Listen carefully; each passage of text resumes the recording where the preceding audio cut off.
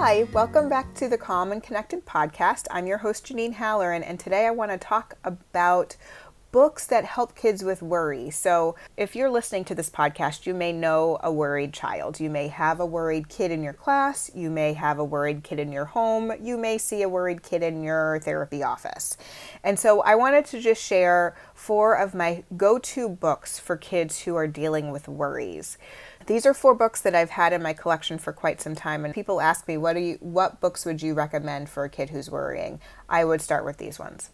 So the first one I love to mention is a Julia Cook book. So she has a ton of books out there, but this one is Wilma Jean, the Worry Machine. So I love this book because it really shows visually that the anxiety symptoms a kid can have. So you have, your stomach is tied in knots. And the imagery in the book actually shows somebody's stomach tied in knots. It actually shows locks on her knees to show that her knees get like sort of tight and locked up. And that can be really helpful for a kid to actually understand, like, those are physical symptoms that I'm having, and that happens to kids. When they feel worried, they have these physical symptoms that happen.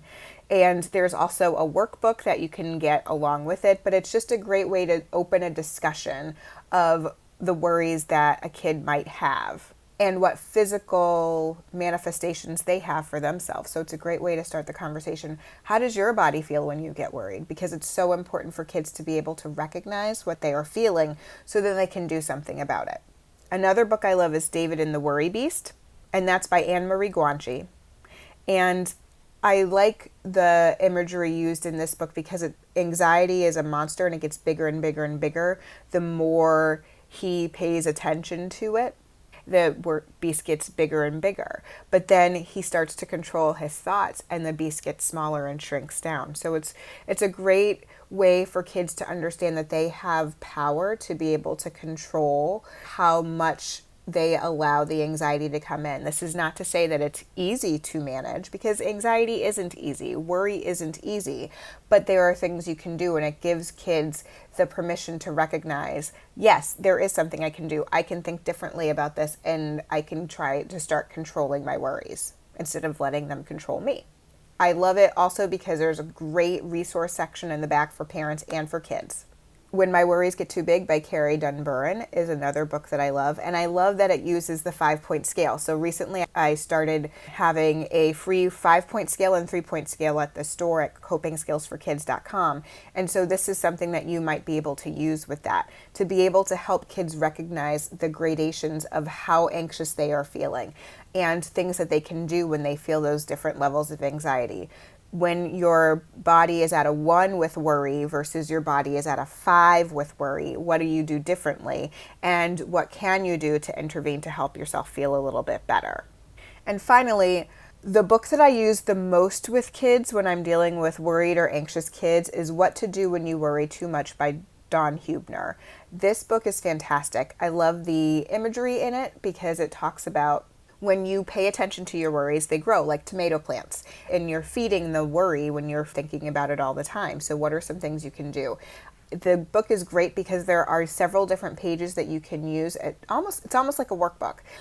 There's a great chapter about a worry box in there, and I think that's such a great strategy to use to help kids be able to recognize, I have worries. I can check in about my worries. I can destroy my worries, and I can make sure that I'm just sharing with an adult that I trust and I care about and who cares about me. There's lots of different strategies really focused on what are some coping skills I can use, what are some things I can do for fun, which I love. If I'm working with a child individually, I tend to just read 1 or 2 chapters at a time because there is a lot of work and a lot of thinking that goes into the worksheet. So it can be a little bit overwhelming if you're doing it, all in one fell swoop. But if you're doing it in just tiny chunks, it's a great way to really dig in and help kids figure out, well, what is going on in my body? What's causing my worry? What are the things I can do? So fantastic book. She also has a whole other line of books that help kids who are facing challenging emotions or feelings or experiences. So check her out as well.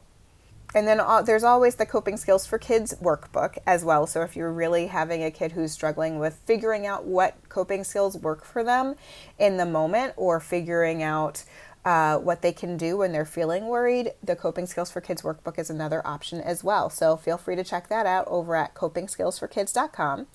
If you like this podcast, please share it with your friends and colleagues. And it really helps us when we get ratings and reviews. It helps us get found. So please feel free to give us a rating and review over wherever you listen to your podcasts. And one last thing, please don't forget about yourself. Please have some fun, take care of yourself, and have an awesome day.